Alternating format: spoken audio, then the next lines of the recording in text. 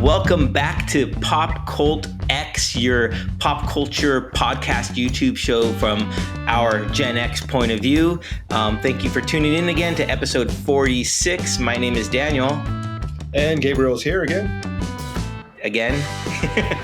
Maybe, kinda, sorta. Yeah, he's here. We're both here, and we're here talking to you about all things pop culture. Again, thanks for tuning in.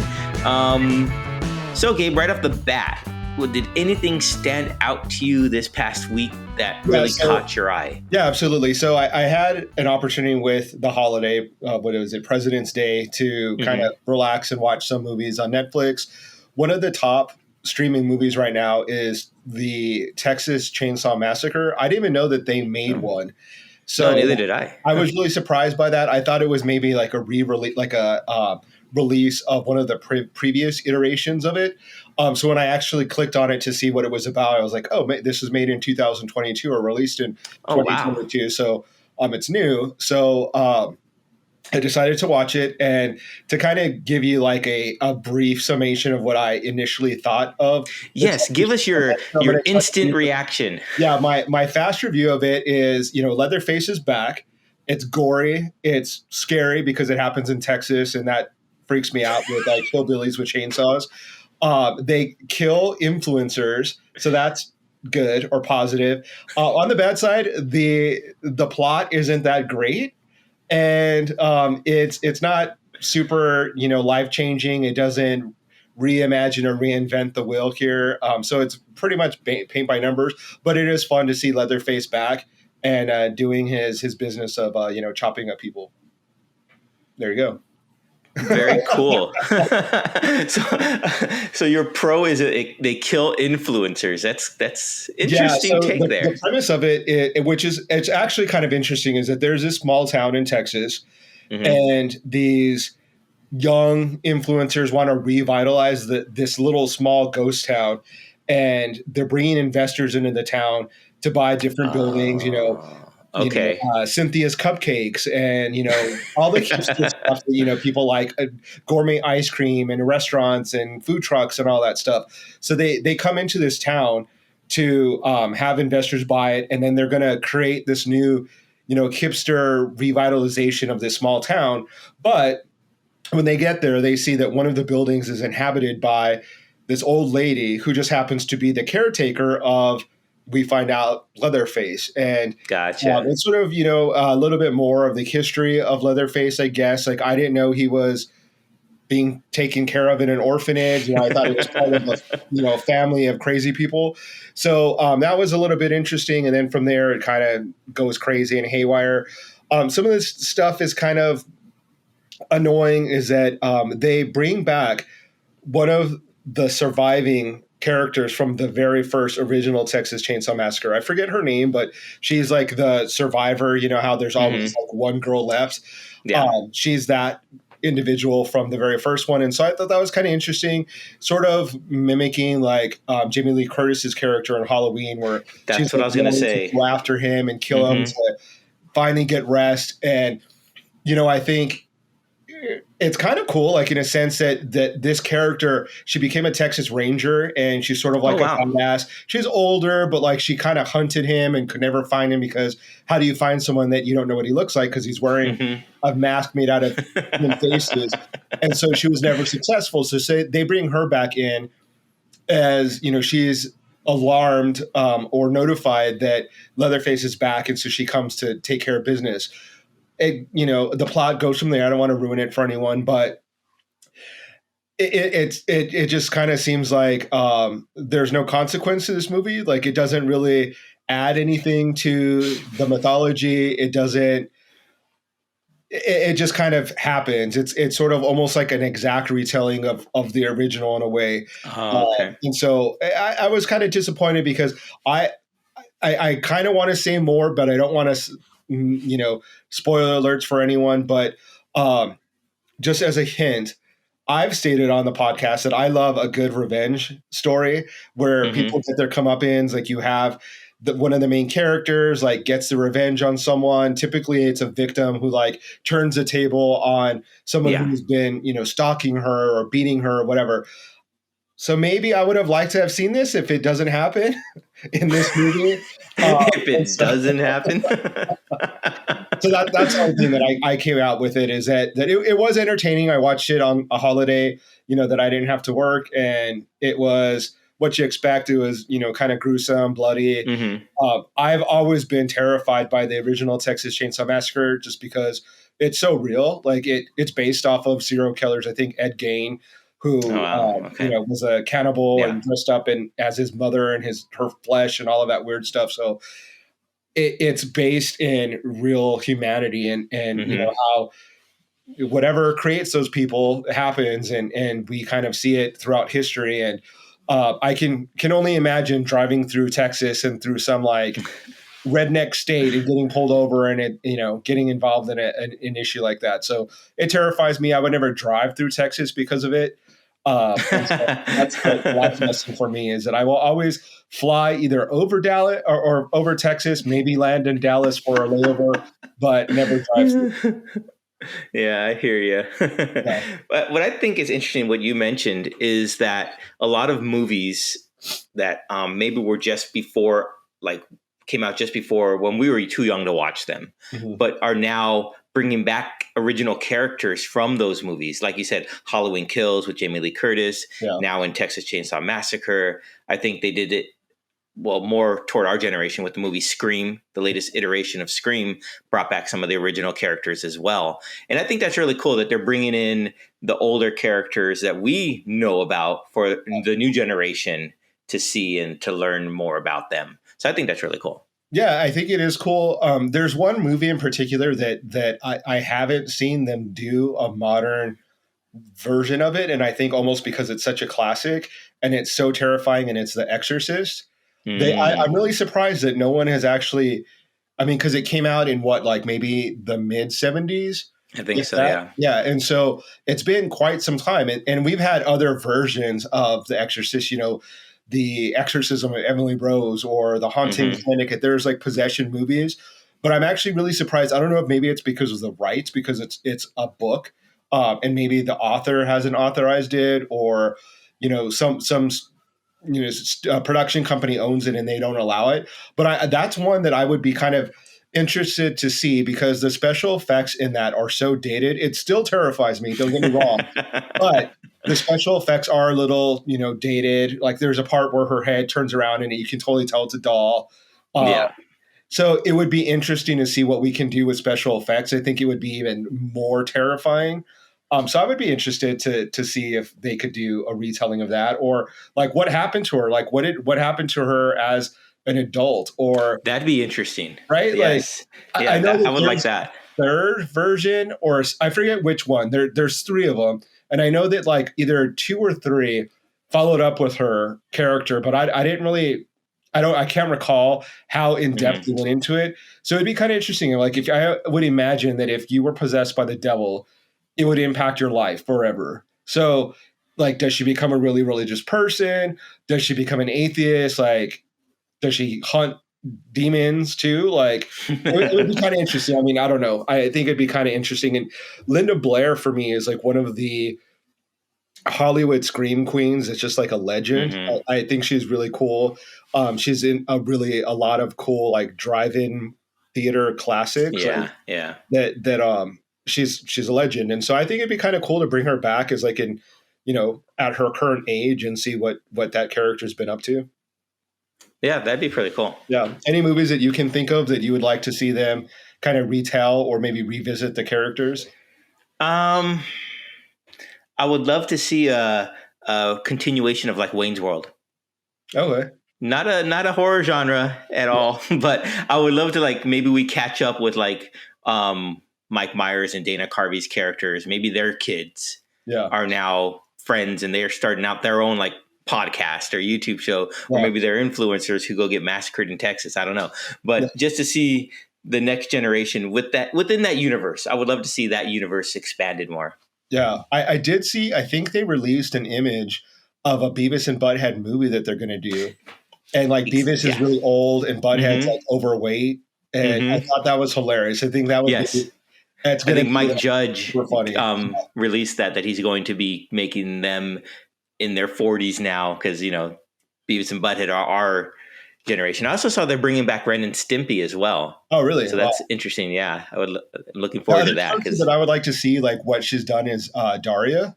Do you remember that one? It's sort of like a spin-off from Beavis and Butthead. Like, what is she up to? Like, did she become, like, I don't know, like, what could have happened to that character? So a lot of cool stuff that they have coming out with, what is it, like, having us remember our youth, I guess. Yeah. See? Nostalgia. Yeah. Exactly. It all plays back to what we talked about last week with everything being geared towards our generation now, which I think is kind of cool because, makes me feel like, hey, yeah, it's our time now. It's no longer for the boomers or for the older generation or whatnot, or even for the younger generation. It's for us. Yeah. Which is cool. I can dig that. That is cool. Yeah. So I happen to see on your Twitter, as I am often on Twitter, that you had a acting gig. So I'm curious about that. I'm sure our listeners would like to hear what was going on with that too. Oh yeah, well, as I did post, I went and filmed a small commercial, like for a video. I guess just for a web series or for a video release, not for TV wide market release. But I let myself down a little bit. They gave me the script like 5 minutes before we were going to shoot. So, I mean, I had probably more lines than the other persons in there. And it was funny because I was playing a podcast guest. So I was like, oh, that's right up my wheelhouse. Yeah. But I couldn't get off book and it was really disappointing to me. So I had to use a teleprompter, which is interesting. I'd never used one before in that capacity. And it was really cool. I mean, I was able to, emphasize it. They were happy with the end result. So that's all that mattered, right? Nice, yeah. But it was just kind of like, I wish I could have been off book, could have memorized my lines. But I will say that, maybe give it to me a day in advance. Yeah. That'll help. Yeah.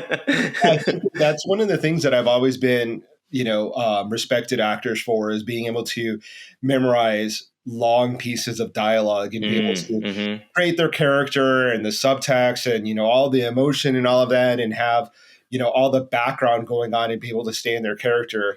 I briefly had a situation similar to yours. I was doing ad or sort of a sponsorship for a t-shirt company out of San Diego, and the photographer and the owner of the t-shirt company said, okay, we want you to say this particular little phrase for the t-shirt line, and I could not get the words out. Like it sounded so awkward to me, and I was like, this is like, you watch things like reality shows where you see contestants like have to deliver lines or and you're like, oh my God, how can they not do that? Like, just concentrate, just get it done. And then when you're in that situation, your mouth and your brain are just not working in unison. Yeah. And like you start to, then the nerves come on and you're like, okay, I know I can do this. It's really simple. It's only a few lines, but it is very challenging. So hats off to any, not even actors, just people that do commercials, even if it's a spokesperson gig or, for sure. Things like that, where they're able to do it in such a smooth and natural way. But in that regard, also hands off to like actors who push themselves. I think back to like Denzel Washington in The Tragedy of Macbeth, where, here's Denzel. He's a huge star, right? He doesn't need to perform in a Shakespearean play or push himself, but he did because Shakespeare's hard. Yeah. And the way it was shot in his performances, it was, and rightfully so, he was nominated for Best Actor this year. So I kudos to him for pushing himself and challenging himself to want to perform beyond what's already expected of him. Yeah.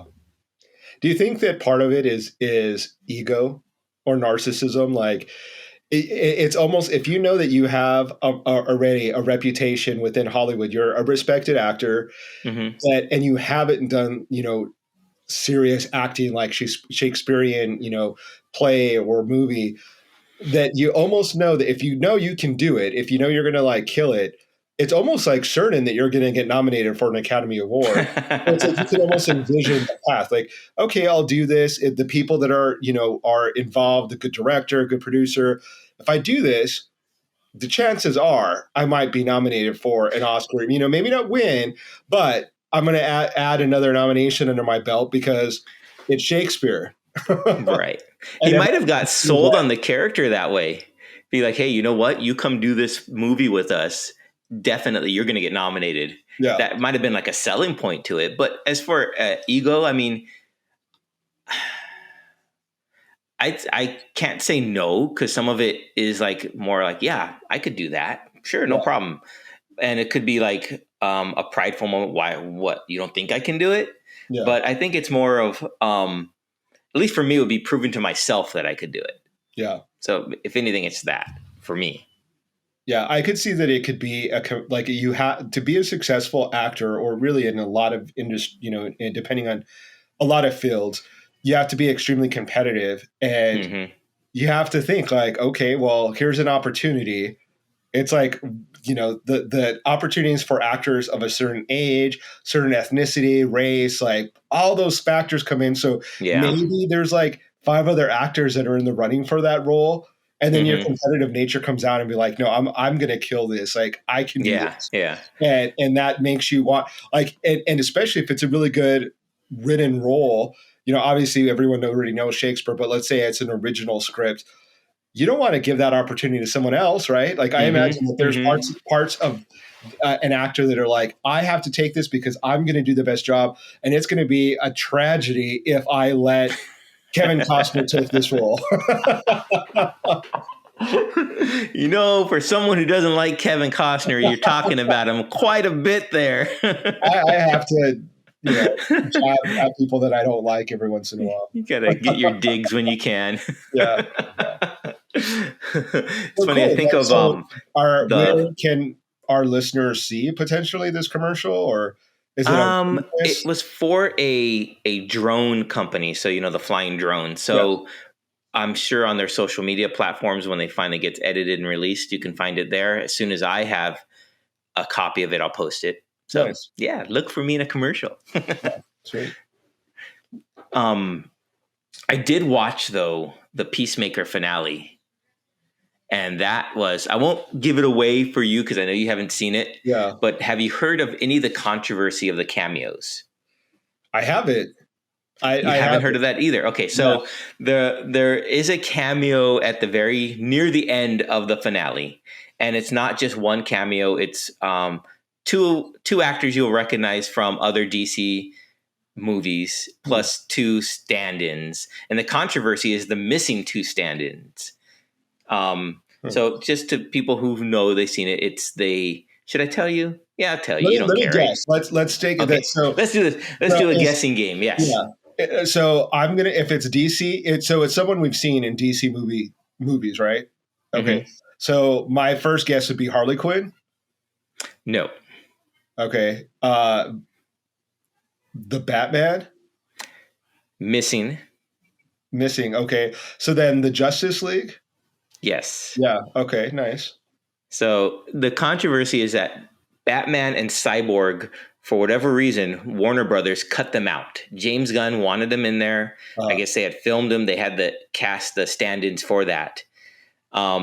Because, well, to back it up a little bit, in Peacemaker, they call in to Amanda Waller for backup to take down the big bad at the very end of the movie. Yeah. And she's like, well, they're busy, whatnot. I'll see if I can get a hold of them to get them over there. Of course, they arrive after the big battle. So when the Peacemaker and his crew are walking off, is in the James Gunn fashion, you see them walking toward the camera, which is he's famous for doing that. And then we see the Justice League standing there on the hilltop and whatnot. And there's some banter between them, which is hilarious. I won't give that away.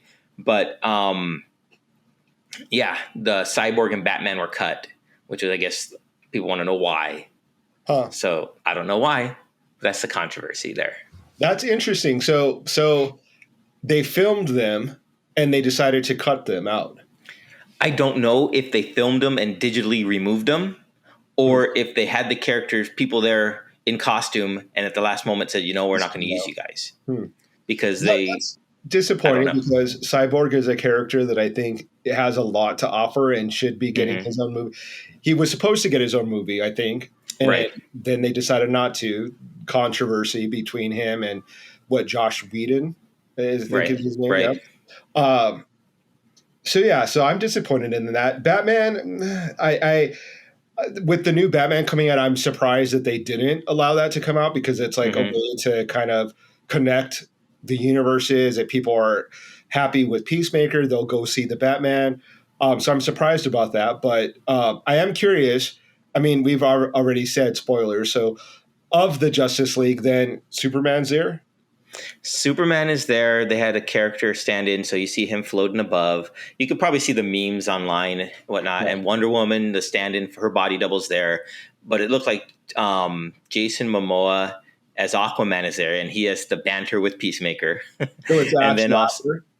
what's that? Was it the actual actor? Yes. Oh, nice. And then the gentleman who plays the Flash is also there in it.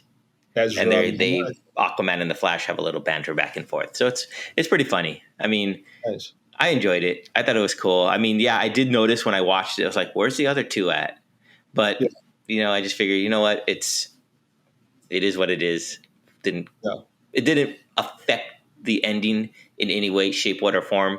It was just a pleasing aesthetic, I guess. So now that you've seen all of the series, do you have any idea or guess as to why the actor that was playing Vigilante decided to jump ship?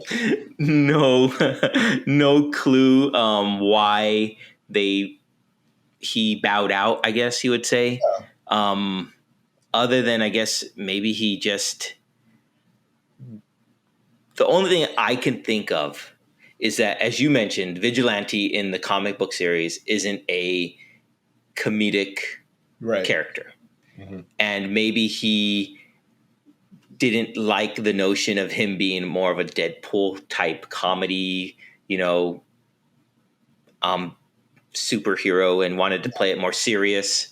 That's the only thing I could think of. Yeah. Is that he wanted to play it more serious, and James Gunn wanted more comedic, which Freddie Stroma did a marvelous job doing. He was hilarious in there. Well, I mean, there's some things that it's like, it's fate, like we have a lot of times where one actor will decide not to take a role. And then you have, I can't think of, what's his name? The guy that plays Iron Man. Robert Downey Jr. Robert Downey Jr., Tom Cruise turned that down. Mm-hmm. And that history is made with Robert Downey Jr. Like, would it have been successful or as popular? I don't think so, because I don't like Tom Cruise, so I wouldn't have gone to see it. And Robert Downey Jr. just like made that role. And made the MCU, you could claim. Yeah, and as much as I've seen of Peacemaker, I still need to see the finale. I think that it's still, I kind of stand my ground with, I think that the script was probably very secretive, right? Because all those superhero genre type projects typically are under wraps. So maybe they gave them a synopsis, not necessarily like the actual script. And here you think, oh, I'm going to play this really cool character called Vigilante. He is, this assassin, ninja, fighter, like really cool. And then you get there and he's like this kind of weirdo goofball. Yeah. Like says awkward things and is kind of the butt of a lot of jokes. And, and then maybe he was like, okay, that's not for me. I don't want to be that character. But what a missed opportunity, because I think Vigilante kind of is a steamseller in so many ways. Yeah. Mm-hmm. And so, good for the other actor that got the job. Like you said, it's fate. Yeah, it really is. And maybe he'll get a spinoff. I don't know where they'll go with that, but we'll see. Yeah, and I'm glad that they did tie it in, because I am really excited to see more from DC. We talked about it last time with the podcast about us seeing Dr. Fate and Hawkman and Black Adam and all that. So I'm glad that Gunn has been able to kind of start the process of them like kind of going down the right path. And I'm glad you brought that up. Yeah, building their reputation again. I have been a fan of the DC movies. So like I didn't think that they were in a hole, but I think that overall the vibe is that they're not as good as MCU, so they did have to kind of battle that, they have to overcome that. I had definitely really liked Suicide Squad. I like the Harley Quinn movies. So I was looking forward to it regardless, but I am glad that they were able to create a really cool project that kind of brings back the coolness, like people now, it's popular. So that's cool. Yeah, I always thought DC was a little more dark and gritty in ways, just on the whole, just from the comic books. I always thought they were a little more played more toward the serious side than to the Marvel played the lighter, less serious type of thing. Maybe I'm wrong. I don't know, but that's just how I always felt. Yeah. But with this series and with James Gunn getting more, hopefully more, because there is a season 2 coming up. He's already announced it. He's going to write and direct all next 8 episodes, I guess. But it seems like they are creating more of a connected universe, which we've spoken about before. Yeah. And I'm glad to see that, because I really do enjoy how the movies and the shows interconnect with each other. So I'm looking forward to seeing what DC is going to bring out with that. Cool. Yeah. Yeah. Well, that's about all I have on movies this week. Yeah, Did you have anything else you saw? Not really. I mean, the only thing that I've the last couple of days, I've gone down this wormhole of watching YouTube videos about real life hauntings. So I saw a couple of episodes of some filming, some paranormal stuff at the real life Conjuring house. Oh wow! The Cecil Hotel again. Interesting enough. I mean, I think it's changing minute by minute almost, but again, they're trying to remake or restore the Cecil Hotel into now I think they're saying that it's going to be low cost housing for people. Interesting. For I think like $900 a month, 1-bedroom studio style apartment. So I think that would be great, because we are in a housing crisis within the United States, particularly California, with it being just skyrocketing. So I think that's cool. Unfortunately, I think that it's kind of sad that the building will have like this really sad, horrific history that these people who maybe are having challenges in their life will have to face. But I will assume that if it's having affordable housing and falling prey to your superstitions, more people are going to put their superstitions on to the side and say, we got it.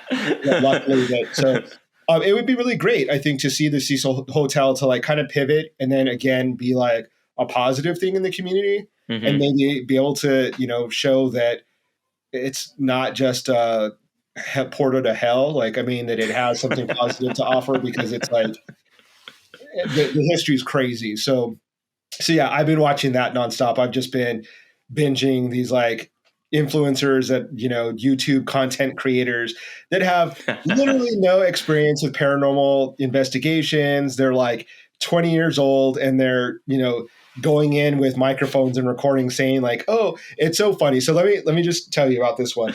I don't know their names. I think one of their names is like Colby, because of course he's a young kid and his name's Colby, and it's probably spelled with a K. And then his friend. And I think their girlfriend, and then they get this girl named Amanda who's supposed to be a medium, but she's like 22. And anyway, so they're recording and they're talking to the ghost, and the ghost says basically like, "My name's Beelzebub." And they're like, "What? Beelzebub?" And they're like, "What is that? What does that mean?" And then the recording says it again, like Beelzebub. And they're like, "I don't know what that means." And then finally they're like, "Oh, it's another name for the devil." I'm like, "You're paranormal investigators and you don't even know that?" Like, really? Like, come on. Like, I was just imagining, okay, if this is real, the devil just like shaking his head, like, really? I already hated you see him in the background. Now look at how stupid they are. It's like, I don't even want these souls. No. Yeah, I know. Just go. God, have these stupid souls. You're not going to dumb down hell for me. Yeah, I quit. I'm over this shit. Come on, demons. Let's get out of this house. That would be hilarious. That's the cure to end all poltergeists and possessions of houses. Just send young YouTubers in to annoy the hell out of them, and then send them out. I think did we talk about Demi Lovato going into a haunted house? And no, we haven't talked about it, but I know about that. Yeah, she's saying there's a ghost, and I'm sorry I used the wrong pronoun, but they. Saying that they understand what it's like to relate to the ghost, or I don't know what it was. I haven't seen it. And then started seeing it. And I just can't imagine like imagine being a ghost and being trapped in some building for like eternity, and then you see someone come in and they start singing and saying they relate to you, and just be like, what the hell? Like, I didn't think my life could get any worse. Now I have to listen to this person sing to me, saying that they know what it's like to be trapped in. It's funny. Well, at least it was Demi Lovato. It could have been worse. Yeah, So true. It could have been Lindsay Lohan, Paris Hilton. I don't know, some other. There you go. Yeah, so that's true. Yeah, so it's not all bad, I guess. Concert for one in purgatory. Yeah, and another thing that I found out going down this wormhole is, Zach, the guy from Ghost Adventures, has a museum in Vegas. I think it's downtown Las Vegas, and he has a dybbuk. I think I don't know how you pronounce it. It's like a Jewish cabinet that's supposed to be haunted, and apparently, I think like a year or two ago, Post Malone, the rapper, went in with him, and Zach opened it up for the first time and actually touched it. And Post Malone didn't actually even touch it himself, but he touched Zach's shoulder as Zach was touching this cursed object. And apparently, for like the last year and a half to 2 years, Post Malone has like been suffering the consequences of being involved with this cursed item, which I thought was, kind of crazy because, he's famous and a multimillionaire and popular and all that. But I read the examples of what happened, and I guess like his airplane, the wheels fell off. One of his cars crashed. Little stuff, but I'm like, hey, he's still alive. Like, so, I mean, he can't be that cursed. Yeah, that museum's crazy. I think you have to sign like a release form in order to go in there. That you won't like be scared to death, or no? Basically you can't sue us if something happens to you, or if like you get too scared. Yeah. That's interesting. I mean, I am a scaredy cat. Like, I admit that like there are certain things that I probably wouldn't do because I'd be scared, but I would probably go in there. Like, I mean, I wouldn't try to tempt fate and be touching shit. Like if they said, don't knock on the glass, or like don't take that doll's picture, I'm not going to be doing it. But I would go in respectfully, and like, I don't know if respect is the right word, because I don't necessarily respect, if you believe that the object is haunted or evil. Like, I'm not saying I would respect, but like I would just like leave it unbothered, I guess is a better word. Like, you do you, and I'm just gonna let their poor souls rest. Yeah, like I'm just gonna pass through. I won't give you a second look, but I'll look once and and then leave. But I would be interested to go in there, and I mean I think the guy Zach is a bit of a showman, a little bit of like you have to be, yeah, Artem and Bailey kind of like sideshow kind of person, where it's more spectacle than it is reality. But it's fun to be scared, so I don't know why not. As long as it's all the power of belief, right? What's that? It's all the power of belief. Yeah. Yes. If you believe it's true, then it will be true. Yeah. At least to you. Yeah, that's true. Yeah, other than that, that's all the pop culture stuff that I was able to kind of get into this week. So you stayed out of trouble. That's good. Yeah. Oh, one thing I noticed, the movie Encanto, which we both talked about and really enjoyed, the song, we don't talk about Bruno. I saw that it was for the 4th week in a row on the top chart of the Billboard Top 100. So I thought that was interesting because that's not even my favorite song from the movie. And I saw that it was like number 1. So kudos first off to Lin-Manuel Miranda for writing a song that's like, up there. I think there's a multitude of songs from that movie in that list.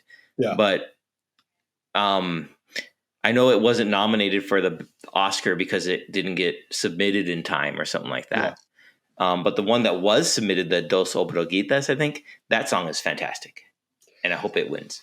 Yeah, I love the movie. I liked the music. I'm surprised that the music has become as popular. Like, people actually just listen to the music, because it's not to me, it's not as pop sounding as like the song from Frozen. That song sounds like a pop song to me. Like, people sing along to it, like the lyrics, it's very, it's like an earworm kind of a song. We don't talk about Bruno. Like, the lyrics are there's a ton of lyrics, right? And part of it is like when the cousin that like kind of speaks very softly, and it's kind of for me it's hard to understand her when I first listened to the song, and so I'm surprised that little kids or people in general have really attached themselves to that song. I'm just like surprised, like you said, of all the songs that one is the one that people have really like Yeah. attached to and like found to be the best song. But to kind of give a real life example, I was in Balboa Park on Sunday for a photo shoot, and as I'm walking into like the setting, there's a family and they're pushing the little girl in the cart, and she was singing "We Don't Talk About Bruno." That was really cute, because like I think one of the things that's cool about the movie is that it's about a Colombian or Latinx family, and I've seen so many people that are not Latinx relate to the story, and relate to the Mm. characters, even though it's about a different Mm-hmm. culture. Mm-hmm. So like the heart of the movie is like relatable It's to universal. everyone. Yeah. Yeah, it's universal.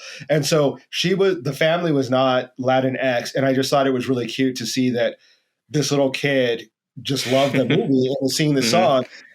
But then as like I'm walking by, I'm like, it's such an odd song. Like it's really a song for little kids to be singing.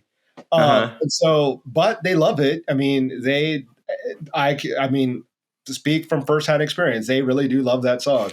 So, So hey, yeah, that's why good it's job, top. Lin-Manuel. Yep. Yeah, more accolades, Cool. more money at him. Yeah, exactly. Yeah, Although he doesn't need it, I'm sure, but hey, why not? yeah. That's good for him. We want to see more billionaires that are Latinx or Latinos. So give him some money. He's fine for sure. So yeah. On that note, I think that that's all we have for this week for our podcast. However, I am under the understanding that Danny has a special guest that they're going to be talking about video game culture and video games, new releases, things like that. I'm going to bow out because I know nothing about video games. I know Pac-Man, and pretty much that's it. So Danny is going to do a short Pop Cult X talk with our special guest, who is of a different generation, a different perspective. So by all means, once you're done with this podcast, take a listen.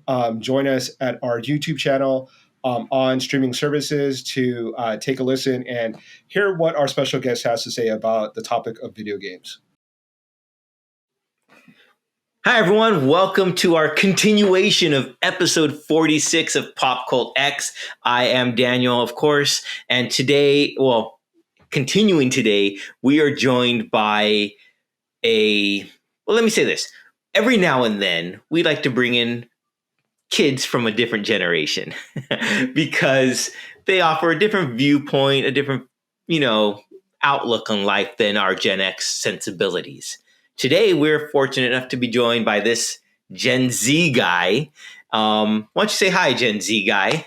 Hi, how you doing? I'm Gen Z guy, and you can call me Marco or Gen Z guy. We can call him Marco or Gen Z guy. Well, your preference.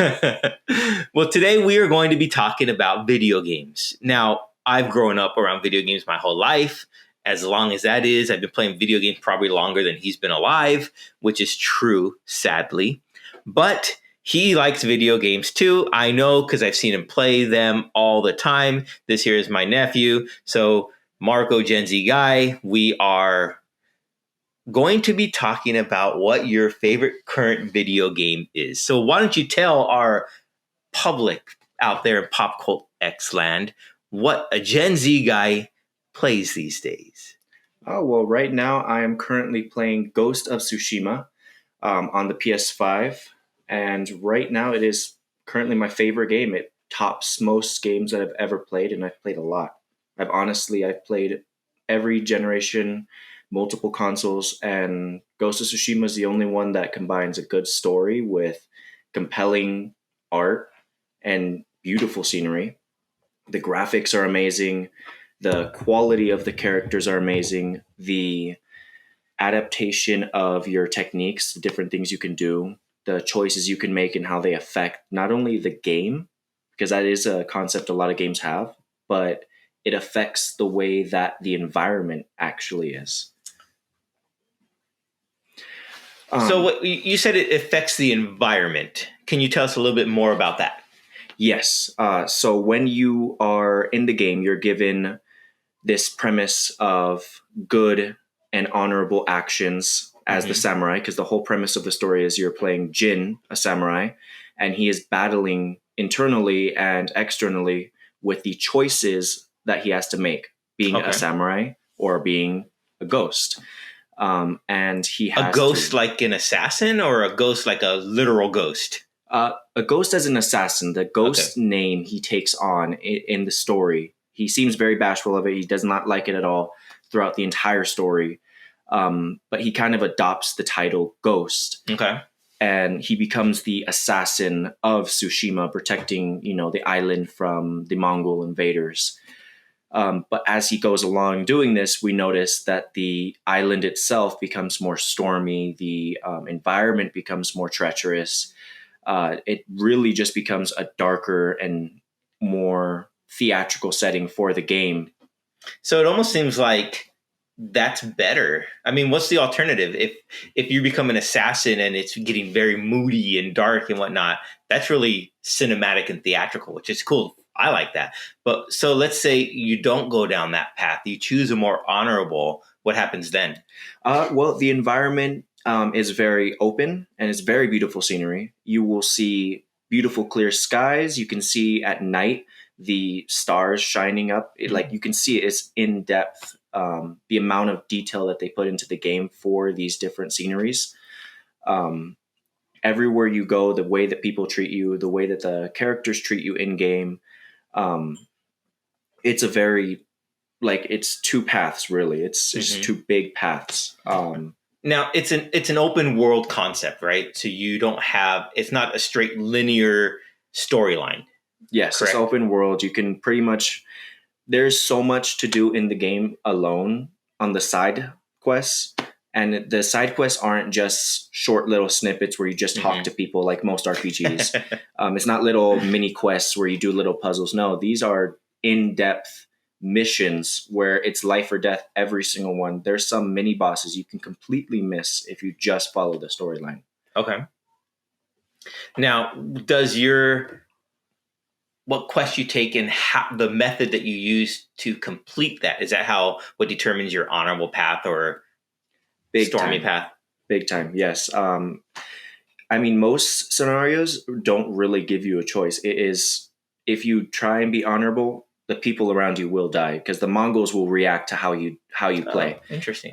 It's not just you trying to react to them. The Mongols themselves, the enemies, will change up their play style. If you become more of an assassin, they'll start using poison weapons. They'll start using fire weapons.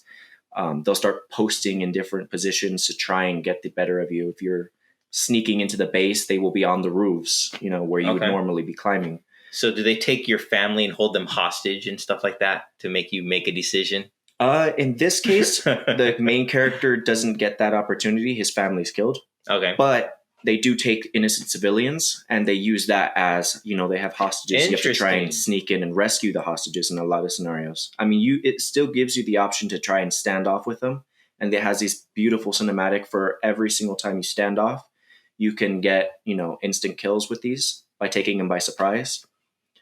And it's really just your choice on how you want to approach the mission. I mean, it's really fast paced. Every single battle. It sounds like it's a huge game, a huge world. And is it just single player? For the start, yes, it is a single player RPG. With the recent update and the new DLC that they added on for free, it is now become a multiplayer style. Oh, cool. Which does change the dynamic. I noticed that the controls changed. Some controls switch to where, as opposed to just tapping and quick firing, you hold and then you select what you want to do. There's new abilities in the multiplayer that they added. There are new characters that you can use, new outfits you can use. And it really is its own game, a mini game, a smaller version of Ghost of Tsushima, which is what they added. Okay. Now, are there any other games, multiplayer games that you're currently engaged in.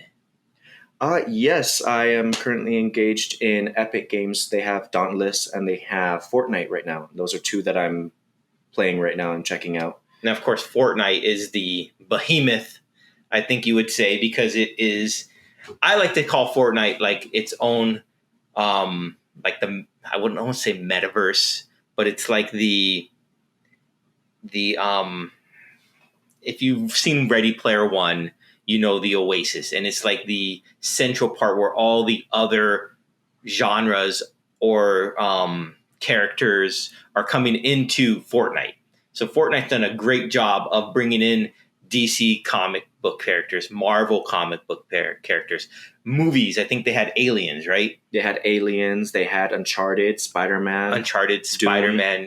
See, they bring in all these different type of characters, and they allow you to get the costumes for those characters and skins and play as those characters. And also, I think they brought in more music elements. I think they just brought in Bruno Mars and Silk Sonic characters in, and they have their album on the car. So when you drive a car in the game, you have the option to hearing the soundtrack or have that on the radio, which I think is really cool. And it's just a game that allows for endless possibilities. I guess you could put it that way.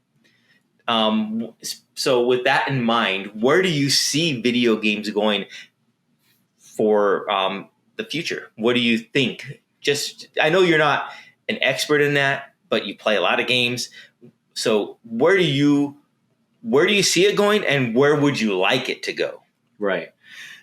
Personally, yeah, I have seen a lot of games. What I notice is the common trends in games is always trying to have more realism. Okay. Every single game wants more, the immersive feeling in it, where you really feel like you're there, you're one with the character. It's not just you playing, how the older gen games were. Mario, you're watching him run on the side. Now you're in the seat. You are the driver of the ride. So for me personally, I see games going to the point as you really can't tell the difference between the game and, say, a movie. You can't tell the difference between a game and real life almost. Okay. And with the technology we've seen come out so far, and I've seen so much amazing haptic suits and different designs and ways to immerse people in the games, honestly, I don't think it's very far off. So you really want it to be that immersive game. That's what you're really looking for. You're looking for, I don't want to say an escape from reality, but a continuation to what reality could be. Yeah. No, I honestly really don't believe anyone's looking for an escape. I mean, most people. I can't speak for everyone. But I really think a lot of people are just looking for the limitless. They're looking for that feeling of, yeah, I can do anything, because a lot of people don't like limits. A lot of people like the fact that in video games, yeah, if you fall down, you die in the game, you can get back up and come back and get better at it. It's an incline, even if it's hard. There are some people who don't like that. yeah. There's some people. I've seen a lot of reviews on games like Dark Souls and games where the bosses just terminate you no matter what. Right, and that's it. You got one life in the game. If you die in the game, that's it. You're done. Yeah, which is interesting. That's a concept they brought to Watch Dogs, the Watch Dog Legions. So you die and as a character, it affects the gameplay. Mm-hmm. And it's permadeath. You lose a character. Now, is there any other games that you're playing currently that you enjoy? Yes, I jumped back into the Avengers game after beating Spider-Man and Miles Morales 2 times. I jumped back into Avengers 2 times. Yeah, I like to keep track of how many times I do games. You have a chalkboard in your house. It's a personal achievement for me, especially it lets me know how much I really do enjoy a game. Going through it, being able to go through a game multiple times. And the Avengers game, I can really say they put a lot of work into repairing it, because it was originally in the start a very rocky game, very buggy. It had a decent, compelling story, which I really appreciated, but it didn't really strike for what I was expecting in an Avengers game until they patched it and they repaired it, because there was a lot of things that were missing, a lot of characters. I think, and I've said this before in the podcast, if you've heard it, I think what struck people with the Avengers game is they were expecting the MCU Avengers. So they were expecting to hear Robert Downey Jr. They were expecting to hear Mark Ruffalo. They were expecting Chris Hemsworth, and they didn't get those. Mm-hmm. And I think that was probably the biggest letdown, and why people kind of like maybe push it off to the side. I've played the Avengers game, so I understand what you're saying there, and I enjoy it. But it's like a meh. It's an afterthought, I guess I'll say it that way. Maybe I haven't played the next patch, so I haven't tried it out since then. It's been a while. But would you say the same thing is true for the Guardians of the Galaxy game? No, not by a long shot. Guardians of the Galaxy game has done what a lot of games have been trying to do and create a cinematic multiverse within games. Okay. So it's taking a lot off of what Marvel MCU movies have done, and really connected the games in their little universe. Okay. So it kind of explains away why the Avengers game, actually, the characters look different. In the recent patch, you can make them look more mm-hmm. like the MCU. Mm-hmm. Not 100%, of course, but you can.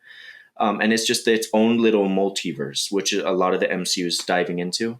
But the Guardians of the Galaxy game actually was a really amazing game, coming to bringing everything together and still telling a good story with different versions of the Guardians of the Galaxy. These ones actually take more from the comic books than anything, which I think it actually gives to the players, because when you're playing anything Marvel, you look for those comic book Easter eggs. You look for those jokes of, mm-hmm. oh yeah, Peter Quill has dated certain characters in the Guardians of the Galaxy. He has been to certain planets, and it doesn't really touch on that in the movies. Yeah. So this is what, for me, Guardians of the Galaxy really gave back a lot on that one. That's cool.